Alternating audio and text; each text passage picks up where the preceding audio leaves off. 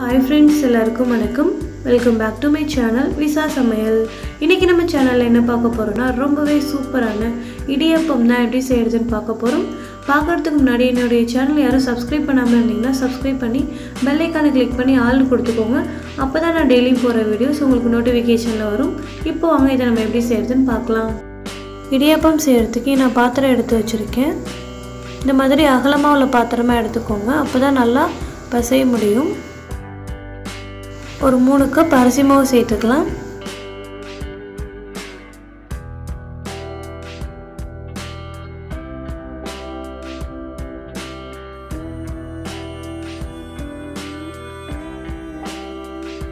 சேர்த்தாச்சு. இது கூட 1 டீஸ்பூன் உப்பு சேர்த்துக்கலாம்.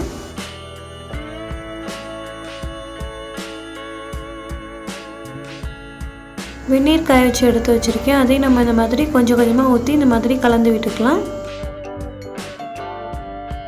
வெந்நீர் ஊற்றி நீங்கள் பசைஞ்சிங்கன்னா ரொம்பவே சாஃப்டாக இருக்கும். நார்மல் வாட்டர் ஊற்றுறதை விட வெந்நீர் ஊற்றுனீங்கன்னா ரொம்பவே சாஃப்டாக இருக்கும். இந்த மாதிரி மொத்தமாக ஊற்றிடாமல் கொஞ்சம் கொஞ்சமாக ஊற்றி இந்த மாதிரி நம்ம கிளறி விட்டுக்கலாம். தண்ணி அதிகமாக போயிடக்கூடாது.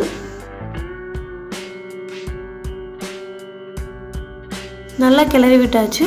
இப்போ கையை வச்சு நல்லா நம்ம பிசைஞ்சு எடுத்துக்கலாம்.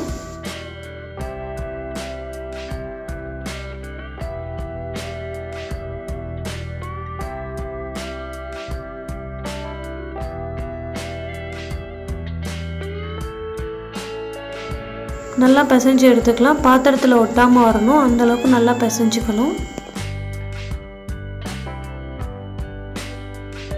இங்கே பாருங்கள், நான் நல்லா பிசைஞ்சு எடுத்து வச்சுருக்கேன். பாத்திரத்தில் ஒட்டாமல் இந்த மாதிரி வரணும்.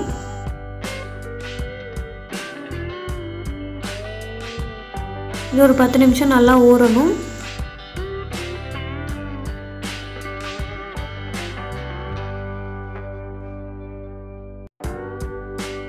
இப்போ ஒரு 10 நிமிஷம் ஆயிடுச்சு. இப்போ நம்ம எந்த உரலில் வந்துட்டு நம்ம பிழிய போகிறோமோ அந்த உரலில் வந்துட்டு இந்த மாதிரி எண்ணெய் தேய்ச்சிக்கோங்க. அப்போ தான் நமக்கு அந்த மாவு வந்துட்டு இந்த உரலில் ஒட்டாமல் நல்லா எடுக்க முடியும், நல்லா பிழிஞ்சு எடுக்க முடியும். அதனால தான் இப்போ இந்த மாதிரி ரவுண்டாக உருட்டி நம்ம உரலில் எடுத்து வச்சுக்கலாம் அந்த மாவை.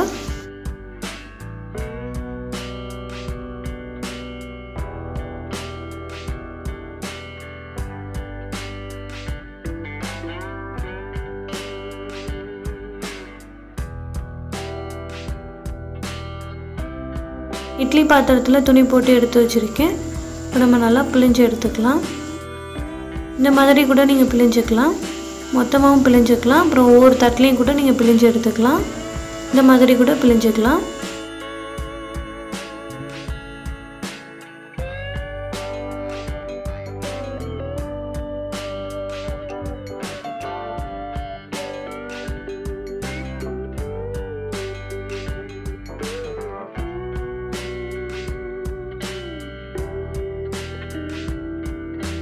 இப்போ எல்லாத்தையுமே பிழிஞ்சாச்சு. இப்போ நம்ம மூடி வச்சிடலாம். ஒரு 10 நிமிஷம் நல்லா வேகட்டும்.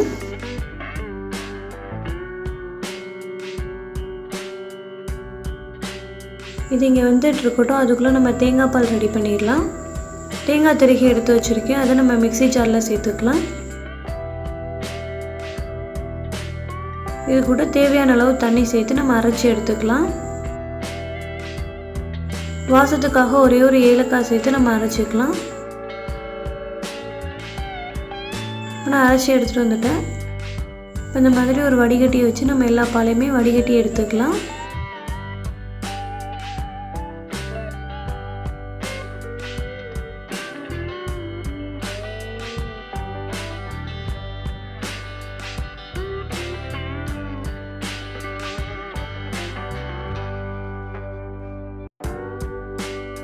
இதே மாதிரி இருக்கிற எல்லா பாலையுமே இந்த மாதிரி பிழிஞ்சு எடுத்துக்கலாம்.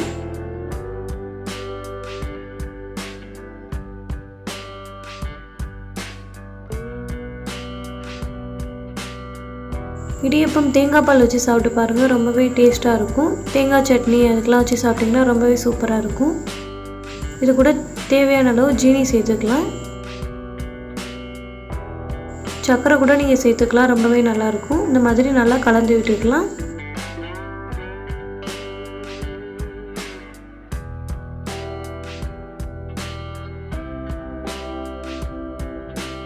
ஒரு 10 நிமிஷம் ஆயிடுச்சு. நம்ம ஓப்பன் பண்ணிக்கலாம்.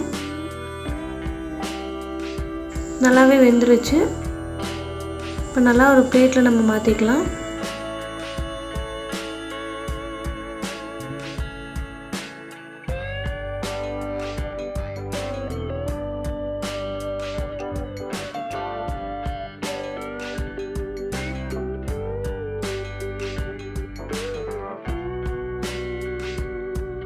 இங்கே பாருங்கள், நம்மளுடைய ரொம்பவே சூப்பரான இடியாப்பம் ரெடி ஆகிடுச்சு. இந்த 2 மாதிரியுமே நீங்கள் ட்ரை பண்ணி பார்க்கலாம். ரொம்பவே நல்லாயிருக்கும். இங்கே பாருங்கள் எவ்வளோ சாஃப்டாக இருக்குது பாருங்கள். கண்டிப்பாக உங்களுக்கும் பிடிக்கும். கண்டிப்பாக ட்ரை பண்ணி பாருங்கள். இந்த வீடியோ உங்களுக்கு பிடிச்சிருந்துச்சுன்னா என்னுடைய சேனலை சப்ஸ்கிரைப் பண்ணிக்கோங்க. லைக் பண்ணுங்கள், ஷேர் பண்ணுங்கள், கமெண்ட் பண்ணுங்கள். தேங்க்யூ.